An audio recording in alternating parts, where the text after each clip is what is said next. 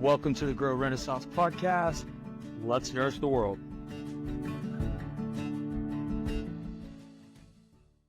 All right, welcome back, Grow audience, and for all of you new to Grow, welcome back to Pasture Prime Time, a Grow Renaissance podcast series where we explore people, ideas, and practices shaping the future of our agri-food market space and everything that goes into food and health. My co-host, as always, is Amanda Smith, the amazing Amanda Smith, joining us all the way from California. And today, having some rad chats with us is Travis Flateau, who is the founder of TBT Racing, an international franchisor specializing in motorcycle suspension tuning, a performance coach with shiftinggears.app, helicopter pilot, avid dirt biker and racer, which is where I think he is today, adventurer, author and speaker dedicated to helping people transform their lives through the power of intentional language. Welcome, Travis. It's a pleasure to have you on our podcast. And before I hear anything more from you, I really want to ask you this question around intentional language. Tell us more about that. That to me is so exciting because I believe in the power of words and the power of energy that comes with words. But all the things that you're doing in intentional language, they kind of seem to be at opposing ends of the spectrum from where a lot of people might place those. Yeah, for sure. I love that. Man, our subconscious mind is such a lazy SOB. It's pretty funny. And I learned many years ago that it kind of just says okay to whatever comes out of our mouth. And then many years ago, I don't know, probably 15 years ago, I started reading different things and studying a lot of guys in the dirt bike space get concussions, and Amanda and I have had several conversations about the effects of injury and concussion and different things on the brain and the nervous system, and studying how the nervous system and the subconscious mind and tie together. What we say is what our subconscious mind puts our energy into, whether we are aware of it or not. And so being intentional about our language and how we speak to ourselves, how we speak to others, that's what kind of led me down that path of discovery for all that stuff. Yeah, I totally agree with that. What is that quote they say is whether you think you can or you think you can't, you're always going to be right. Yeah, 100%. I mean, it's a lot of the stuff we do is based on dirt bike racing kind of theology. For me, you hit what you focus on. And when you're down in the middle of Baja racing at 100 miles an hour through the desert, if you look at a cactus, the next thing you know, you are going to be crashed into said cactus. You can be aware of the cactus, but you should not focus on the cactus. And so there's a difference of awareness versus focus. And I love that your guys' podcast is focused on growth, and feel like today we can talk about how a human grows, because I think it's similar to plants. A bird's of paradise is a beautiful flower.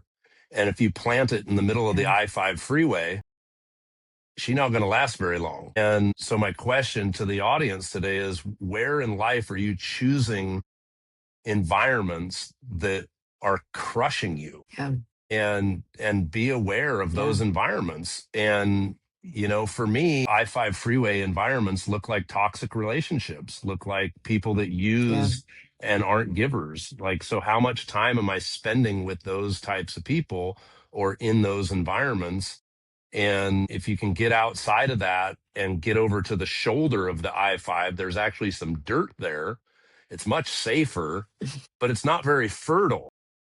And so you look at, you look at growing, whether it's agriculture or humans, it needs to be fertile soil. And for me, fertile soil looks like these mastermind groups that we are involved in. It looks like a good church family to be involved in, or whatever that might look like for you and your faith journey. But having some faith, like even, scripture says the faith of a mustard seed, right? And so it's like just some faith is a good start. And then what does that look like? And so we do a lot of work on the eight pillars of life, or the wheel of life for balance. And it's like, where are you at in those 8 areas? And really take a self-assessment and then start doing some work around that to put yourself in a good environment. Yeah, I totally agree. I mean, it's really easy these days to get caught up in just the hustle and bustle and the rushing around like everybody's doing and kind of get lost or overlook some of the things that are truly important. Finding that balance. And for me, I say this, I'm like, my friends would say probably one of the most unbalanced people in the sense that I always go really big, go really hard on whatever I'm doing, whether that's work or travel or the gym and these different things. But balance to me would be that happiness, like you're saying, not having the toxicity around, feeling happy around, my friends and family in the space that I'm occupying. So that to me, that is a balance, and feeding into my faith and learning more and expanding those horizons. But Travis, I know you've recently wrote a book. Can we hear a little bit about shifting gears? Of course. Yeah, shifting gears was inspired by all of these thoughts and research. About 8 years ago, God told me to write a book, and I was like, "Bro, what the f am I going to write a book about?" That's just how me and God talk some days, actually most days. And I'm like, I race dirt bikes and I work on suspension, and you want me to write a book. And the next download was just start journaling. And so through all these conversations with people like you, Amanda, and like just noodling on the neuroscience side of it, I was like, oh gosh, that's a neat quote. Or so I journaled all this stuff out. And then like 5 years ago, I met a ghostwriter, and I was able to get a what do you call it, a manuscript put together. And once I had a manuscript, I was like, oh my gosh, this is terrible. And so it sat on the shelf Mm. for a couple of years. And then about 3 years ago, some life stuff was changing for me. I reached out to one of my mentors, Tim Storey, asked if he would coach me. He's life coach to the superstars. And I thought, well, maybe there's a possibility. Hmm. And so the very first coaching call I was on with Tim, he's like, hey, so we're 10 minutes into this coaching call. He's like, tell me about the book you're writing. And I was like, how do you know I'm writing a book? And then I was like, oh, never mind. He's super plugged into the Holy Spirit. Like he just knows. Right. And so I told him about shifting gears, and he's like, I have goosebumps. You have to write this book. And so that was like 2 years in the making, 2.5 years in the making. And here we are. And the preface of the book is that we're created in God's image and likeness. And the first thing God did was spoke the world into existence. And I was like, oh my gosh, that's so what I've been studying with neurolinguistics, with concussions and the way the brain functions and the brain's relationship to the mind, because they're not the same thing. And I was like, oh my gosh. And Mm-hmm. so using all 8 areas of life, we wrote chapters on how to shift your language, which shifting gears is a dirt bike or car racing type thing, right? And so the gearheads of the world are going to really resonate with kind of this concept of shifting. And I was like, well, if you have an awareness of what language you're saying, or if you just look at the what you're producing in life, results never lie. So if you're consistently last Mm-hmm. place, those are results, right? And so it's like, well, we can Yeah. be honest that we're not doing the Mm-hmm. right things because we're not winning. What does winning look like for each Mm-hmm. person? That's different. And so the book is really constructed in a way that you can take personal inventory, listen to yourself, how you speak about the different areas of life, money, relationship, your health. It's like if if your self-talk is always like, oh, I'm so fat, or I'm this, or I'm that, your subconscious just says, okay. And then you live into it. Yeah. And recently I've been Yeah. telling myself how fit and how in shape I am, and I'm a lean mean machine and all this stuff, and I've literally lost 12 pounds of visceral fat, and I haven't changed anything in my diet, I haven't changed anything in my activity level, just to see how powerful the subconscious mind is and how powerful self-talk is, just to litmus test it for myself. So Wow. that's why that's the book. That's why the book. I love it. That's I love it. amazing. I've got actually a quote here from Tim Storey about you, and I'm going to read that real quick. It says, Travis has taken a truth I've taught for decades and turned it into something you can use today. Not a theory, not inspiration that fades by tomorrow, actual words to replace the old ones, specifically shifts you can make before your head hits the pillow tonight. Tim Storey. Yep. That's a cool one, Travis. Well, That and I is. think That's a the cool value in one. that is that self-talk before we go to sleep. Napoleon Hill has a lot of teachings on YouTube that I suggest everybody listens to. There's 5 hour Mhm. long YouTubes that you can listen to while you're sleeping that will reprogram your subconscious brain while you're asleep. It's Wow. wonderful. Wake up in the Wow. morning feeling like $1,000,000. And it's the power of the suggestive mind. And so it's I like that Tim put at the end before your head hits the pillow, because what we think about in the moments before we fall asleep is what we manifest the next day. And talk about growing. It's like, were you growing weeds in your garden because you're thinking negative thoughts before you go to bed, or you're ruminating about all the mistakes you made before you go to sleep?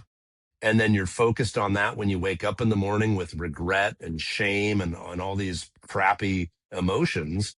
And it's like, okay, well, if I'm Right. having crappy emotions, what are my thoughts? What am I telling myself in my subconscious brain? And then you can identify it. Yeah, it makes Yeah, sense. It it totally makes makes sense. it really does, and it actually reminds me, in terms of self-talk, Travis, that there's something that's happening right now that I've been exploring, which is, we create lists. At least I do, or H8 personalities, or CDO people, I call them, like myself, which is OCD in the right order. We create lists for ourselves. With you, brother, with you. Yeah, but it's the framing of how we create the list, the narrative that we tell ourselves. So I often say, at the end of the day, if I didn't get to it, oh man, like it's too bad I didn't get my list complete, and I feel kind of down. And you actually create a psychological buffer with yourself that is not helpful. Whereas if we reframe that list, if we intentionally at the end of the day go, I'm actually creating a list for tomorrow that I may or may not get to. If I have time and I have the intention to get to it, that's great. And so when I get to the end of the day, I'm looking at the list and going, it's okay that I didn't get to all of these things. I'm successful in what I did do, and I start talking about the things that allowed me to win. And I'm actually kind of like you, I'm getting more done in my day, even though I may not get my list as accomplished from what I set out to. And it's quite amazing when you just start reframing your intention and how you talk to yourself, what the outcomes look like. I totally agree. Some of my own experiences that match that, Neil, is, when I've been working in the field as a PR, when you're trying to work with governments and you're really doing like the high level change making, your day never goes as planned. Not ever. Mm-hmm. Never Mm-hmm. had a full agenda roll out of like who I needed to talk to that day. And a good friend of mine, Linda, she was a 26-year clinical psychologist, and she had every single credential under the sun, moon, and stars. When she would email a congressman, they would email back. And she and I had paired up. And she used to always say, you got to be like GPS. If you've got a route you're on and that road is closed, you don't just say, I can't get there. You have to just Yep. reroute. And that ability to do that and stay positive about it and not beat ourselves up will allow us to get to that destination. You just got to kind of find the new direction for that moment and for that day, Mm-hmm. Yeah, Absolutely. you know? absolutely. I mean, there's a And so, couple different things in that I think is valuable. Is a like the map is no good if you don't know where you're at on the map. So like if you want to go to New York, you have to know that you're in Valid. California or Washington, or you're not going to know how to get there, which is hugely important. But also Exactly. like what Neil was saying is reframing, like sitting in a place of gratitude for what it is you did accomplish during the day. Like Hmm. I always put more on my list than I can accomplish in a day. 100%. And okay, and then it rolls over to the next day. And then if I wanted to really get down in the weeds about it, I could go, what was I most, intent on, or what was my highest intention, right? What was I most intentional about? Mm, Well, I was most intentional about what I actually did accomplish that day. And so maybe mm, going to get license tabs for my truck wasn't that big of a deal. And I can structure that into when I'm going that direction anyways, which will actually save me some time. It didn't have to get done today. It just was, if I went by there and there wasn't a huge line, I would dip in, because I put that on my plan a month before I needed them. It's not an emergency. right. Right. Yeah, I love Yeah, it's that. like we almost have to give ourselves a little bit of credit to be able to make the decision and assess moment to moment that day, have that Hmm. belief in ourselves. Hmm. Well, and Yeah, the power of Travis, gratitude, is huge. it is. I was just going to agreed. say, Travis, just in talking about the energy and how we think and the intention that goes behind it, how much does food play a part of how you're feeling and how you can, control your mind? And of course, we're talking because we're from a food-based, system that Amanda and I are growing. But I'd love to hear Yeah. your thoughts on that and how does that translate? So one of the areas of the 8 areas of life that we coach on is health. And I am a huge fan of genetic testing, and I've tested this on my own self. And I know that I'm MTHFR for my methylation type. I know what all my genetic breaks are. And then I've built a list of what foods nourish my body. And I only buy those foods and put those foods in my house. And so I can eat whatever I'm in the mood for because what's in my pantry and in my fridge is good for my body. And I've proved this out Mm. by all my blood tests at 52 years old are optimal. I don't use any TRT. I don't use any pharmaceuticals. Pharmakia is the word for witchcraft. I don't believe in the pharmacy. I don't believe in of that kind of stuff. All of Asian culture says food should be the medicine. And like the food that you Hmm. guys are working on and the project that you guys are working on is mind blowing for somebody like me that doesn't really understand agriculture, grew up Hmm. knowing about it, but I don't know it like you guys do. And so God bless you guys for doing what you're Mm. doing. And 1000%, like the food, like go back to our first part of our conversation, fertile soil, right? Like you guys, like Yeah. I talked to Amanda. You guys were up in Royal City checking out the farms and stuff up Hmm. there in Washington, a place where I grew up. And I got friends that are farmers, and I don't know a lot about it, but I can tell you that those people that are passionate about farming, that are building wonderful, healthy food, and if that food is in alignment with your genetics and you eat it on a regular, you are gonna your gut brain connection is gonna be spectacular. All of those things are going to build itself. And I'm big on eating Yeah. a wormwood supplement that, an anti-parasitic, stuff that I put in my diet every single day, like the Japanese people do. And so studying all the different cultures and then letting the food be the medicine, and then understanding that if you can think yourself healthy, or I'm sorry, if you can think yourself sick, right? Like everybody has a person in their life. Like for me, it's my mom. She can worry herself sick. She got tummy's upset, all the things, right? Well, if you Mm. can worry yourself sick, well, you can think yourself healthy because Sure. it's the same brain, it's the same mind, it's just a different mindset. And Tim Storey always says that your mindset is yours to set. And so what do you have your mind set on? Mm. Like I want to be healthy. And so I'm going to utilize really good food to feed my tummy and to feed my brain because de- I don't think people are depressed because they're depressed. I think they're depressed because they don't get out and exercise, but they also probably feed themselves a food that grows unhealthy stuff in their gut, Yeah. you know?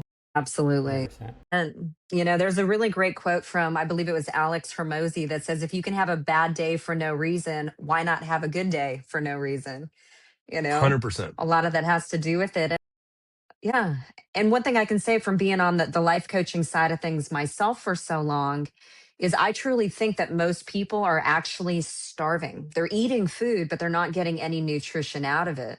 And so the body is exhausted. They can't sleep. They don't feel well. There's some really interesting things that happen if you don't have enough oxygen in your blood. Your body feels like it's suffocating, even though you can take air into your lungs if that can't get into the blood cells. And so there's like vitamin E that helps to oxygenate the blood. There's just all those little factors that kind of stack up together. And I mean, just from your history with TBT Racing, I'm sure you've seen some of the best athletes in the world with what you do. Imagine what it would do to take it next level for them if they were able to eat something that truly energized the body, that gave them that mental focus, where they would have the ability to have that better body control. Now, one thing mentioning Royal, we were just out there, as you said, and Royal Family Mm-hmm. Farms is feeding the Seattle Seahawks. And we had their steaks. They are unbelievable.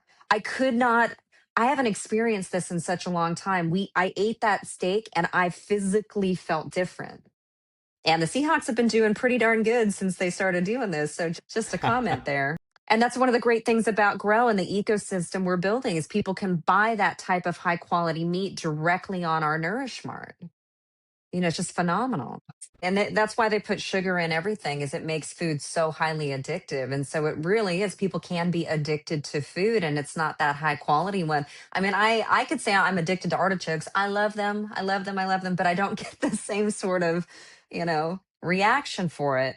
But Travis, imagine this. Imagine if your teams, like your athletes, the guys that you race with, imagine if they were all on the Nourish Mart and able to just buy direct from regenerative farmers, the meat that they can see every single step of that chain to see what the animal was fed. Like when we were in Royal Farms or in the city of Royal with Royal Farms, we went to the ranch, which is a restaurant owned by this family.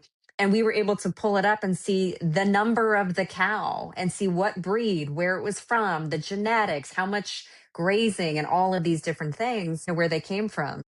But you can do the same things with produce, fruits and vegetables. And yeah, so we've been opening that door and I'd love to discuss this more. You and I can hop on a call after this of looking at these different types of things. Like what about the genetic testing? If that's a way that people could truly see behind that curtain to go, my body will respond well to this. Neil and I will work with the team. We'll get those things added to this economy. We need these Yes. solutions. We need them.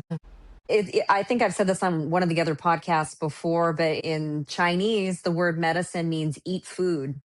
And if you've ever been to a Chinese medicine doctor, you're going to get this herb, you're going to get that mushroom, you're going to get this bark of this thing. And, but that's what it is. God gave us everything that we need to heal the body. But if we misuse something or use it incorrectly or overuse it, just like anything, I love coffee. I love my iced coffee.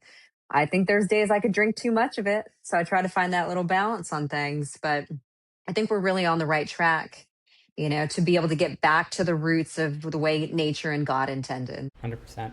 100%. Amazing. I'm going to call you because since we started this podcast, I now have a new goal and mission in life is to get your team, your athletes all onto eating the very best quality meats, fruits, and vegetables around. And we got a solution for that.